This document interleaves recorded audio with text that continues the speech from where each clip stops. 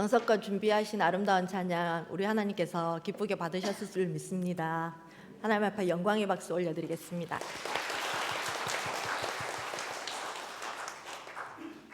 한 사내아이가 태어났습니다. 아기는 지금으로 말하면 다문화 가정의 아기입니다. 아이의 탄생이 주는 기쁨은 고대나 지금이나 마찬가지일 듯합니다. 특별히 우리나라처럼 출생률이 낮은 곳에서는 더 큰 기쁨으로 다가오겠지요. 특히 자손이 귀한 집안이라면 아이가 태어나는 것은 무엇과도 바꿀 수 없을 만큼 축복입니다. 마을은 그 주먹만한 작은 아기로 말미암아 온 동네가 시끌벅적 떠들썩 난리가 났습니다. 아기야 할머니에게 축하를 보내고 아기를 축복하고 덕담을 나누는 여러 여인의 얼굴에 기쁨이 한가득입니다. 고대 남성 중심의 사회에서 남아의 출생은 할머니나 어머니에게는 안도감과 더불어 남은 인생을 맡길 수 있는 중요한 일이었겠지요. 그래서 각 가정에 남자아이가 하나 이상은 있어야 하는 게 필수적 상황이라고 볼 수 있습니다. 재미있는 한편의 이야기는 한 여인으로부터 시작됩니다. 그 여인은 사사가 치리하던 시대에 살던 사람으로 유대 땅 에브랏 사람입니다. 에브랏은 라헬이 야곱의 막내 아들 베냐민을 낳고 난산으로 죽어 장사된 곳이기도 합니다. 어느새 새로운 이름을 갖게 되어 베들레헴이라고 불리는 곳이기도 합니다. 여인은 항상 의지하는 남편 엘리멜렉과 든든하고 기특한 두 아들 말론과 기론과 함께하는 삶이 그저 풍요롭기만 합니다. 여인의 이름은 나오미, 이 스토리의 주연 중 한 명입니다. 어느 인생이라고 순탄하고 행복하기만 할까요? 여인에게도 환경의 변화가 찾아왔습니다. 베들레헴에 흉년이 들어 마을 사람들은 먹을 것이 없었습니다. 그런데 한 가지 풍문이 나오미의 귀에 들립니다. 멀리 모압 땅에는 먹을 것이 있다고 합니다. 살기가 베들레헴보다는 낫다고 합니다. 집안의 가장은 남편이니 남편 엘리멜렉과 심각한 논의가 시작되었습니다. 여보, 이웃 땅 모압은 여기보다 살기가 괜찮다는 소문이 사실일까요? 글쎄, 직접 눈으로 본 게 아니니 뭐라 말할 순 없지만 어디간들 흉년인 여기보다 낫지 않을까? 그렇겠죠? 우리 아들들도 곧 장가를 들여야 할 테고 아무래도 모압으로 가는 게 좋을 것 같아요. 결정을 내린 부부는 사랑하는 두 아들과 함께 먼 여행을 떠났습니다. 처음 도착한 낯선 곳에서의 새로운 출발은 마냥 쉽지만은 않았을 터인데 우선 종교부터가 달랐습니다. 민수기 21장 29절이나 예레미야 48장 46절 등에서 알 수 있듯이 모압은 그모스를 신으로 섬기고 있었습니다. 그모스라는 명칭은 정복자 또는 불이라는 뜻으로 암몬에서는 몰렉, 몰록, 밀감, 밀곰으로 부르기도 합니다. 그모스를 숭배하는 자들은 정결의식을 할 때 자녀를 불 가운데로 지나게 하는 인신제사를 드렸습니다. 그러니 이 부부가 봉착한 난관은 믿음에서부터 시작되었겠지요. 종교가 다르니 문화가 다를 수밖에 없고 문화가 다르니 사고방식이 다를 수밖에요. 어찌되었건 고향을 떠나왔으니 종교나 문화가 달라도 정착해서 잘 살아내야 하지 않겠습니까? 시간이 지나면서 모압 사회에 적응해 갔을 것입니다. 그렇게 별 탈 없이 몇 년이나 흘렀을까요? 나오미는 사랑하고 의지하는 남편 엘리멜렉을 먼저 하나님 품으로 돌려보내야 했습니다. 내 남편을 데려가시다니 하나님 너무하신 거 아니에요? 제가 남편 없이 어떻게 살아요? 남성 중심의 가족 형태에서 남편을 잃었다는 엄청난 충격은 심적 상함과 외적 상황 변화로 나타났습니다. 나오미라는 사람의 모든 것이라고 해도 과언이 아닐 남편의 부재는 말할 수 없는 마음의 고통과 불안을 가져왔을 것이고 현실적으로 과부가 되었으니 이제 어떻게 살아가야 할지를 걱정해야 하는 처지가 되었습니다. 더 행복한 삶을 위해 왔는데 몇 년이 못 되어 이게 무슨 일인지 정리가 잘 되지 않습니다. 그러나 한편으로는 가치 있는 두 아들이 또 눈에 들어옵니다. 남편이 남겨준 두 아들입니다. 남편을 닮은 두 아들에게서 남편의 모습이 보이고 남편의 성품을 느끼고 어느 정도는 위로를 받게 됩니다. 다 자라서 성인이 된 두 아들을 바라보는 마음에 불안감도 어느 정도 사그라들고 안정도 찾아갑니다. 그렇게 아들을 의지하면서 또 얼마간의 시간을 보냈을까요? 집안에 경사가 2번이나 있었습니다. 큰아들 말론과 작은아들 기론이 부인을 맞이하고 가정을 이루었습니다. 너무나 좋았습니다. 아버지를 잃은 슬픔을 이기고 결혼까지 한 아들이 장하기만 합니다. 화목하게 잘 살기를 기도하며 손자를 안아보고 싶은 욕심도 생겼습니다. 요즘만 같으면 아주 살 것 같습니다. 그런데 호사다마라고 했던가요? 죽을 때까지 행복할 거라 믿었는데 이것은 또 무슨 일이란 말입니까? 모압으로 이주한 지 10년 만에 생떼 같은 아들들이 모두 하나님께로 돌아가 버렸습니다. 청천벽력 같은 일이 또 일어나다니요. 왜 내게 또 이런 일이? 정말 행복하게 살고 싶었는데 여호와 하나님 저를 저주하시는 건가요? 이제 이 집안은 세 여인만 덩그러니 남았습니다. 시어머니 나오미와 큰며느리 오르바, 작은 며느리 룻. 연약한 세 여인이 무엇을 할 수 있을까요? 절망의 구렁텅이에 빠진 나오미, 오르바, 룻. 그들의 앞날은 누구의 책임입니까? 어둠과 절망의 긴 터널 끝자락에는 빛과 희망이 새어나오지요. 나오미의 고향 베들레헴에서는 하나님께서 자기 백성을 돌보시는 은혜로 양식을 주셨다는 소문이 들려옵니다. 지체할 시간이 없습니다. 더 이상 모압에 남아있을 이유가 없습니다. 안락함과 평안을 바라고 왔지만 모압 땅은 나오미에게 그런 조건을 제공해주지 못했기 때문입니다. 오르바와 룻 두 며느리에게 단호하게 말합니다. 얘들아, 짐을 싸라. 다시 베들레헴 나의 고향으로 돌아가자. 거기는 나의 고향이므로 내가 잘 아는 곳이고 평안이 있으리라. 세 여인은 길을 떠났습니다. 모압에서 베들레헴까지는 80에서 100km 정도라고 합니다. 보통 사람이 1시간에 걸을 수 있는 거리가 4km 정도라고 하면 쉬지 않고 20시간에서 25시간을 걸어야 하는 거리입니다. 쉼없이 하루 20시간 이상을 걷는다는 것은 무리입니다.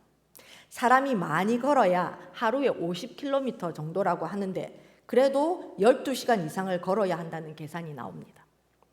계산된 수치로 보면 자고 먹는 시간 몇 시간을 제외하고 걷는다면 꼬박 이틀이 걸립니다.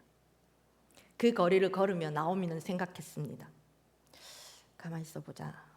내가 10년 전에 모압으로 와서 겪었던 그 낯선 서러움과 이방 사람으로서 느꼈던 차별을 우리 며느리들이 베들레헴에서 겪지 말라는 법은 없지? 고향 사람들이 이방 여인의 며느리들을 어찌 대할까? 더군다나 남편들도 없는데 없이 여김을 받으면 어쩌나? 그냥 자기네들 고향으로 돌아가서 새로운 삶을 시작하라고 보내주는 게 맞지 않을까?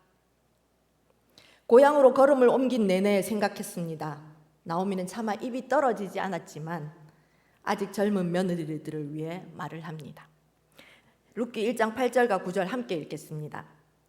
나오미가 두 며느리에게 이르되 너희는 각기 너희 어머니의 집으로 돌아가라.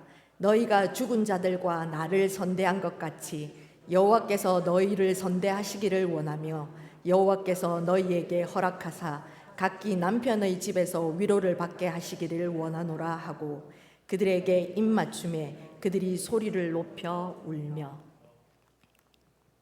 오르바와 룻은 나오미에게 울며 같이 가게 해달라고 매달리지만 나오미는 이스라엘의 율법을 들어 그들의 청을 거절합니다. 수원을 통해 대를 잇게 할 아들이 없으며 본인이 새 남편을 맞아 아들을 낳는다고 해도 그 아들이 클 때까지 며느리들이 기다릴 수 없음을 지적하며 돌려보내려고 합니다. 이제 결정은 두 며느리의 몫으로 남았습니다. 두 며느리는 서로 다른 결정을 내립니다. 두 사람의 인생에 갈림길이 생겼습니다. 오르바는 시어머니 나오미에게 작별 인사를 하고 모압으로 돌아갔습니다. 그런데 우리 둘째 며느리 룻은 나오미 밑에서 아마도 자기 정체성을 확실하게 확립했나 봅니다. 1장 16절 말씀입니다. 룻이 이르되 내게 어머니를 떠나며 어머니를 따르지 말고 돌아가라 강권하지 마소서. 어머니께서 가시는 곳에 나도 가고 어머니께서 머무시는 곳에서 나도 머물겠나이다. 어머니의 백성이 나의 백성이 되고 어머니의 하나님이 나의 하나님이 되시리니. 룻은 자신이 하나님의 백성임을 자각하고 있었습니다. 룻의 단단한 마음을 본 나오미는 룻을 데리고 드디어 도보로 베들레헴에 도착했습니다. 여기서 잠깐 쉬어가는 페이지. 아이들 교과 문제집을 보면 공부하다가 잠시 지루해질 때 읽으라고 새로 흥미로운 읽을거리를 그 책의 한쪽 코너에 마련해 둔 책들이 있습니다. 마찬가지로 우리도 이 재미있는 이야기를 더 전개하기 전에 잠시 깨야 할 상식을 전해드립니다.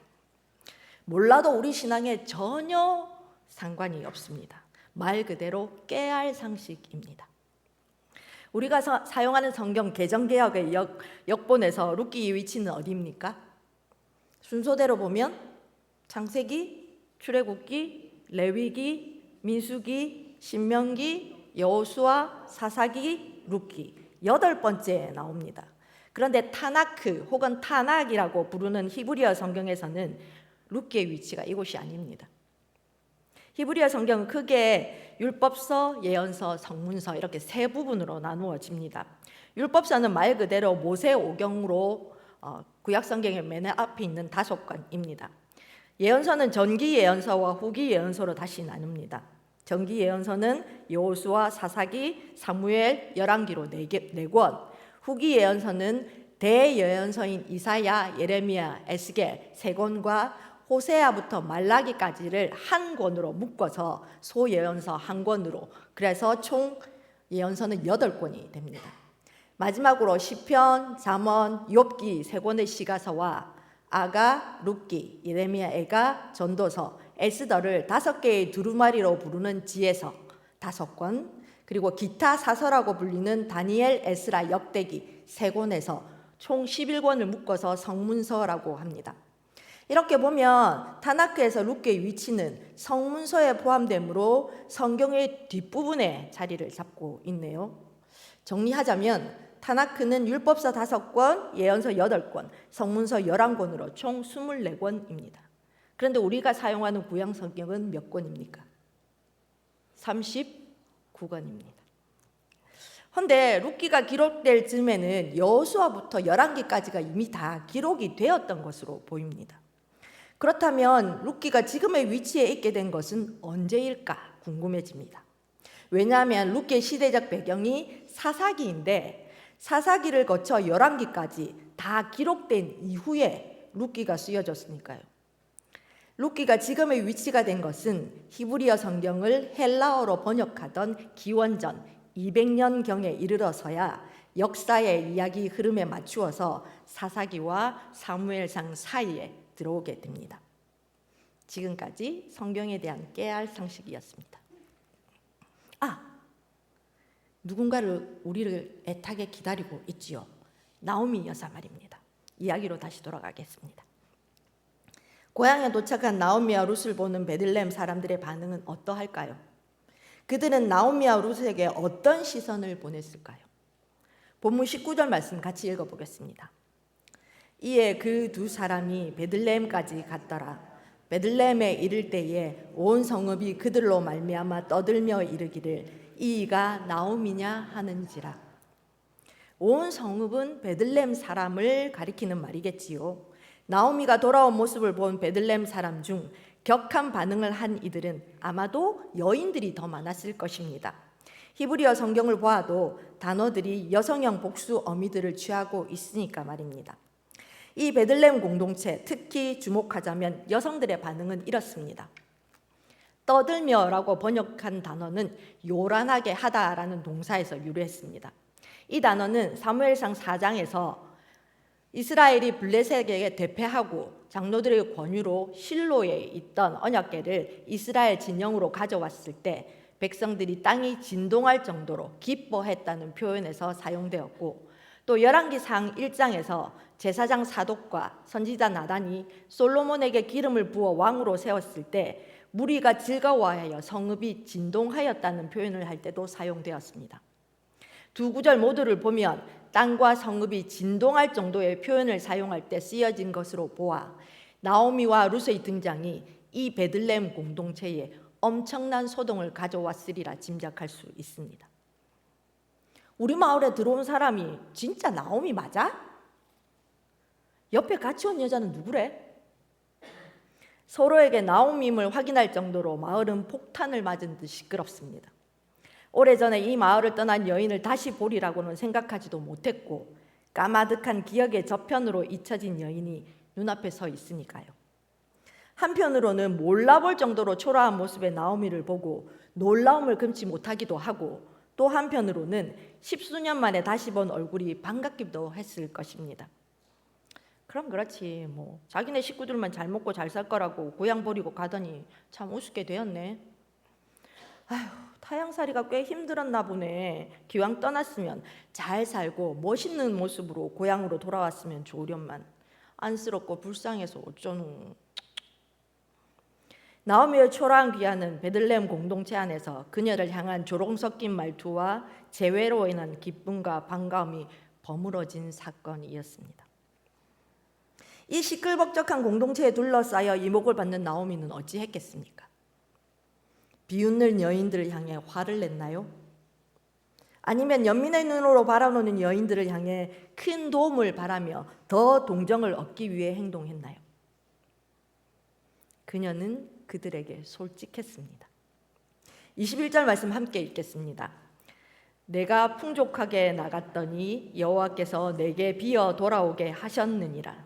여호와께서 나를 징벌하셨고 전능자가 나를 괴롭게 하셨거늘 너희가 어찌 나를 나오미라 부르느냐 하니라. 풍족하게 나갔더니 여호와께서 내게 비어 돌아오게 하셨느니라는 문장은 대칭을 보여줍니다. 내가와 여호와께서는 앞문장과 뒷문장의 위치상 대조를, 풍족하게와 비어는 의미상 대조를, 나갔더니와 돌아오게 하셨느니라는 행동의 주체와 의미의 대조를 보입니다.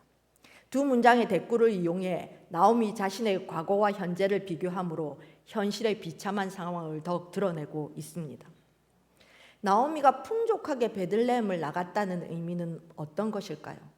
이것은 여러 가지 의미로 생각해 볼 수 있을 듯합니다. 이스라엘 율법에 의하면 고아와 과부와 가난한 자들을 돌보아야 하는데, 과거에 흉년이 들었을 때 나오미의 집안이 넉넉했으므로 공동체 안에 다른 가난한 이들을 돕지 않으려고 모압으로 갔을 것이라고 어떤 이는 생각을 합니다. 나오미 입장에서는 남편 엘리멜렉과 두 아들을 데리고 나갔으므로 모두를 먼저 보낸 지금에서 돌아보니 예전에 남편과 아들이 있었던 그것이 풍족이었다고 생각할 수도 있고, 모두가 다 함께했던 시간이 행복한 기억으로 남아 있으므로 그때를 풍족하다고 표현했을 수도 있습니다. 어떻게 이해하던 그녀는 공동체 앞에서 솔직했습니다. 우리 성도님들이 베들레헴 공동체 일원이라면 어쩌면 이기적이라고도 할 수 있는 나오미를 공동체의 일원으로 인정하고 받아들일 수 있으십니까? 자기 가족만 잘 살기 위해 공동체를 떠난 사람이 밉지 않으십니까? 2장 2절과 3절 말씀입니다. 모압 여인 룻이 나오미에게 이르되 원하건대 내가 밭으로 가서 내가 누구에게 은혜를 입으면 그를 따라서 이삭을 줍겠나이다 하니 나오미가 그에게 이르되 내 따라 갈지어다 하매 룻이 가서 베는 자를 따라 밭에서 이삭을 줍는데 우연히 엘리멜렉의 친족 보아스에게 속한 밭에 이르렀더라. 나오미가 베들레헴에 돌아왔을 때 보리 추수가 시작된 시기입니다. 하나님의 말씀을 따라 가난한 자들이 곡식 빼는 자들을 따라다니며 생계를 위해 곡식의 단에서 떨어지는 이삭을 줍는 것이 허용되었지만, 공동체가 원하지 않는 사람에게까지 이삭을 줍게 하는 일은 힘들 것입니다. 다시 말하면 시어머니 나오미를 공동체의 일원으로 인정하기에 비록 이방 여인이지만 룻도 공동체로 인정을 받아 추수하는 사람들을 따라다니며 이삭 줍는 일이 가능했다는 의미입니다. 거기에 더해 일부러 곡식단을 묶을 때 조금씩 더 흘려서 더 많은 이삭을 줍게 하라고 보아스는 추수꾼들에게 명령을 합니다. 물론 보아스는 나오미의 먼 친척이고 기업 물을 자이기 때문에 룻에게 더 후히 대해 주었을 수도 있습니다. 그러나 베들레헴 공동체가 그들을 받아들이지 않았다면 룻을 선대하는 일에 많은 잡음이 들렸을 것이고 이를 겪는 나오미와 룻의 아픔도 기록되었을 터인데 성경은 그것에 대해서는 잠잠합니다. 처음 돌아왔을 때는 조롱과 반대가 있었을지라도 이후에는 그렇지 않았습니다. 그렇다면 이 베들레헴 공동체는 과연 어떤 공동체일까요? 알아보아야겠습니다. 2장 7절 말씀입니다. 함께 읽겠습니다. 그의 말이 나로 베는 자를 따라 단 사이에서 이삭을 줍게 하소서 하였고 아침부터 와서는 잠시 집에서 쉰 외에 지금까지 계속하는 중이니이다. 베들레헴 공동체는 포용하는 공동체였습니다. 히브리의 추수 방식은 한 손으로 곡식을 쥐고 한 손으로 곡식을 베어낸 다음에 이 한 줌 곡식이 한 아름이 될 때 한 단으로 묶습니다. 그리고 추수밭에서 이삭을 줍는 사람들은 추수 동안에는 그 밭에 들어갈 수 없습니다. 그 밭에 추수가 완전히 끝나고 다발로 묶인 추수단들이 다 타작마당으로 옮겨진 후에야 밭에 들어가 이삭을 주울 수 있었습니다. 하지만 룻은 히브리식 추수 방식을 따르지 않았습니다. 그냥 곡식 베는 자들을 따라서 밭에 들어가서 이삭을 줍게 해달라고 소원을 담은 요청을 하고 있습니다. 7절에 나로에서 하소서까지를 직역하면 내가 이삭을 줍게 하시고 다발들 속에서 이삭을 모으게 하소서입니다. 어려운 부탁을 할 만큼 룻은 나오미와 살아가기 위해 절박한 모습을 보입니다. 그리고 잠시의 휴식 외에는 쉬지 않고 조금이라도 더 많은 이삭을 모으기 위해 계속 밭에 머물렀습니다. 그러나 베들레헴 공동체는 히브리식 풍습을 벗어난 룻을 비난하지 않았습니다. 보아스가 곡식 베는 자에게 곡식 단 사이에서 줍게 하고 곡식 다발에서 조금씩 뽑아 버려서 줍게 하며 그이에 대해 꾸짖거나 책망하지 말라고 명령하기 전부터 룻은 곡식 베는 자를 따라다니며 이삭 줍기를 하고 있었습니다. 이삭을 줍고 있었다는 말은 룻이 이 이상한 행동을 하고 있음에도 베들레헴 공동체는 그것을 허용했다는 의미입니다. 왜냐하면 베들레헴 공동체는 긍휼을 베풀 줄 아는 연대적 공동체였기에 밭의 주인이 지시하기도 전부터 하찮은 이방 여인인 룻의 행동을 이해해 주었습니다. 그녀의 절실함을 알고 포용해 주는 성숙한 공동체였습니다. 4장 11절과 12절 말씀 함께 읽겠습니다. 성문에 있는 모든 백성과 장로들이 이르되 우리가 증인이 되나니 여호와께서 내 집에 들어가는 여인으로 이스라엘의 집을 세운 라헬과 레아 두 사람 같게 하시고 내가 에브라스에서 유력하고 베들레헴에서 유명하게 하시기를 원하며 여호와께서 이 젊은 여자로 말미암아 내게 상속자를 주사 내 집이 다말이 유다에게 낳아준 베레스의 집과 같게 하시기를 원하노라 하니라. 베들레헴 공동체는 축복하는 공동체였습니다. 보아스가 나오미 집안의 기업 물을 자가 되었음을 선포할 때 장로들과 성문에 있는 모든 백성들은 전혀 반대하지 않았고 이의를 제기하지도 않았습니다. 그들은 룻과 보아스 둘 다를 동시에 축복했습니다. 이스라엘의 12지파를 세운 라헬과 레아처럼 룻과 보아스도 아름답고 훌륭한 가문을 세우기를 바라는 염원을 담아 축복했습니다. 이런 축복은 보아스는 물론 룻에 대한 신뢰와 애정이 없으면 할 수 없습니다. 유력하고라는 표현은 여러 의미로 쓰일 수 있는데 자녀, 재산, 덕행, 힘 등 모든 일에 있어서 번성을 기원한다고 이해할 수 있습니다. 유명하게 하다도 뜻 그대로 명성을 얻는다는 의미입니다. 에브라시 곧 베들레헴임을 생각할 때 지명을 2번 쓴다는 것은 강조로 볼 수 있습니다. 그만큼 보아스와 룻에 대한 베들레헴 사람들의 마음이 얼마나 큰지 짐작할 수 있습니다.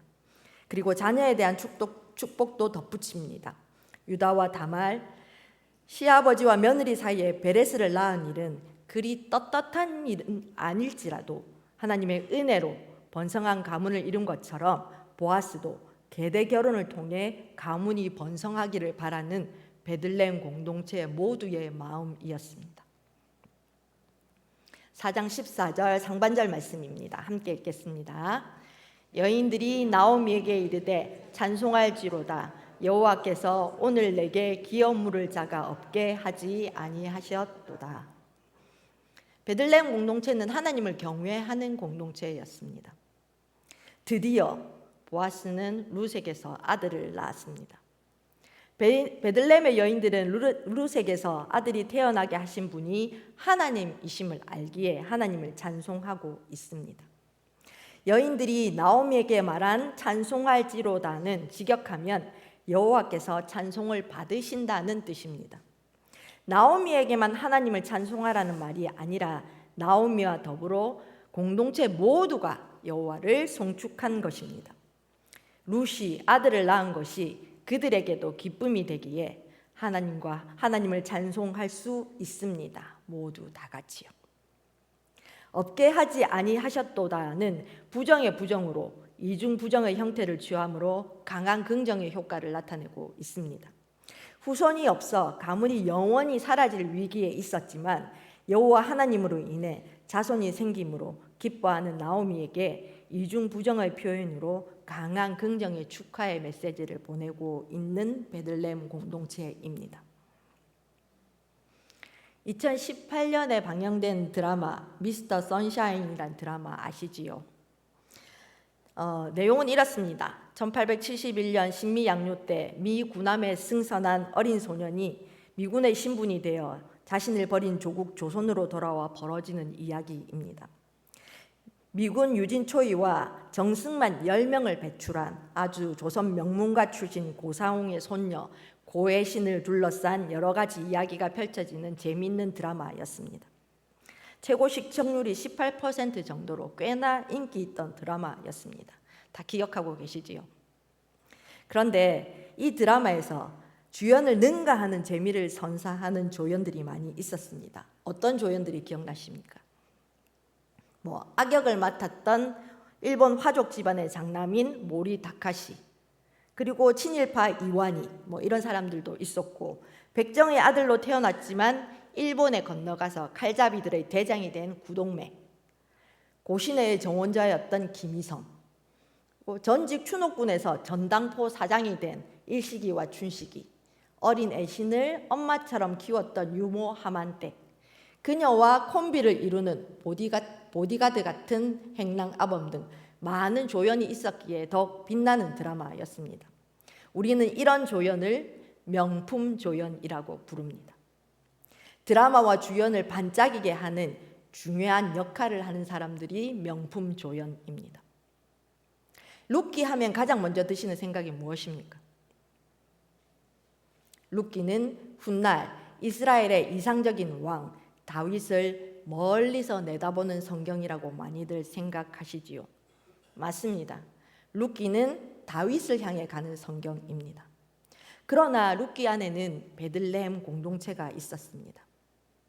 비참한 모습으로 돌아온 나오미를 다시 받아주고 룻까지 포용해 주었던 공동체, 보아스와 룻의 결혼을 함께 기뻐하며 축복하는 공동체, 모든 것이 하나님께로부터임을 알고 하나님을 송축하는 공동체, 베들레헴 공동체가 있었기에 보아스와 룻을 향해 다윗의 할아버지 오벳의 출생이 가능했고, 베들레헴 공동체의 앞을 내다보는 축복으로 그 가문에서 다윗이 세워질 수 있었습니다.